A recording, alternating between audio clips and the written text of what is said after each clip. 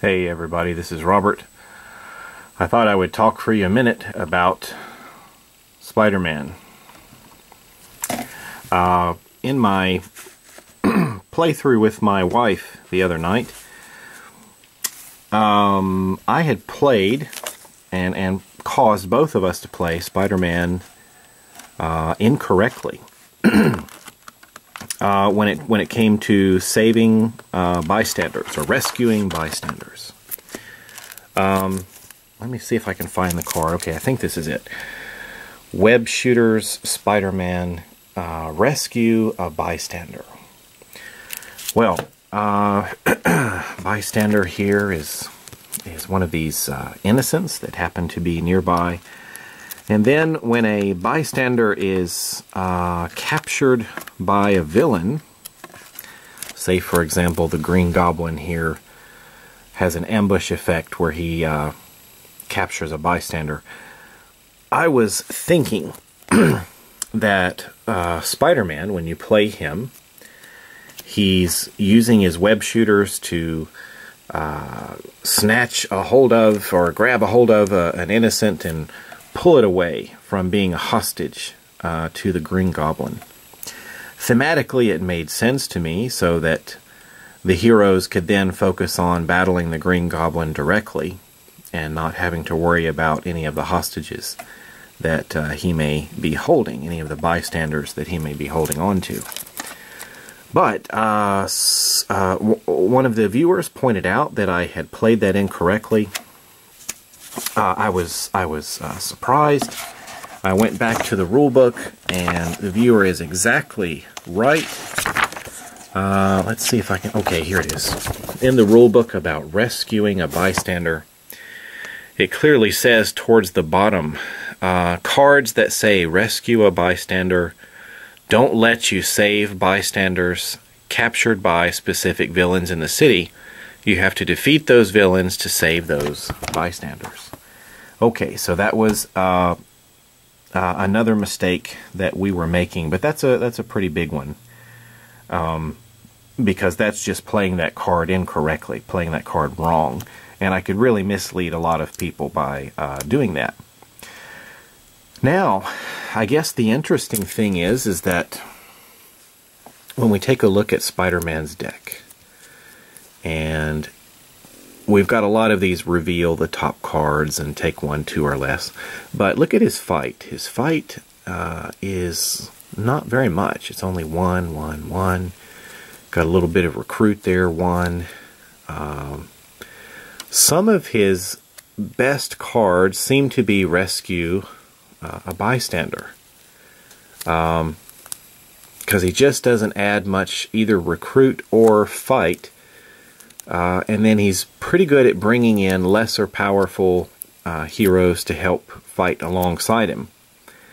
So, the way I was playing it wrong, I almost have to say I actually prefer to the rules of taking a bystander just from the stack of cards and putting it in my victory pile. I feel like the way we were playing it actually makes Spider-Man a more valued team member than playing it the correct way.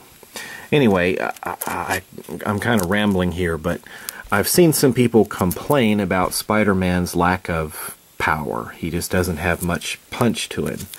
Now, I think all of his cost is 2, so he remains cheap, but some people were complaining he doesn't have enough fight to take out his own enemies that he fights all the time. Green Goblin, Dr. Octopus, the Lizard. He can't do it. So I wasn't really worried about Spider-Man's power because I thought that he was very valuable coming in there and rescuing the innocents that may have been captured and were being held hostage. So in that respect, I thought he was adding quite a bit to the team and helping the team win the game and save people. So I might have to think about that.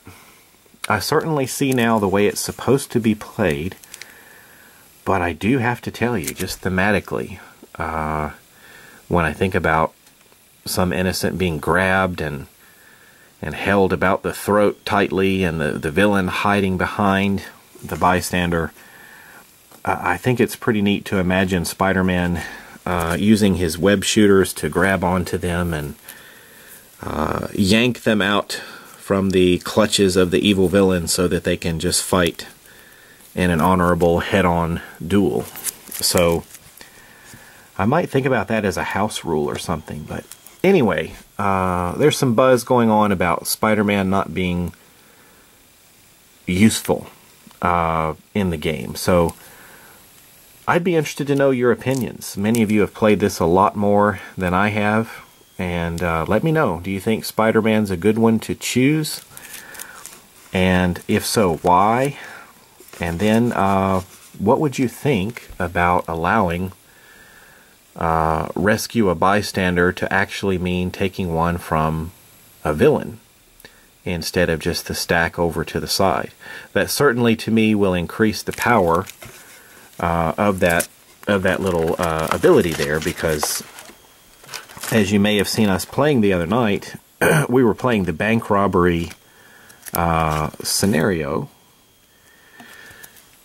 and those bystanders were powering up the villains. You see the special rules there. So Spider-Man was really adding a lot to that game by snatching away those bystanders and keeping the villains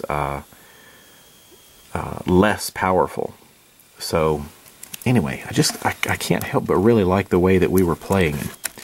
But let me know what you think on those. If you like Spider-Man the way he is, if you've had good experience with him or bad, and let me know what you think about that as a potential house rule.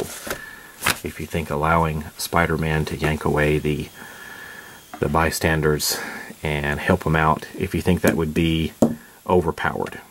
Alright, thanks for watching. I'll catch you later.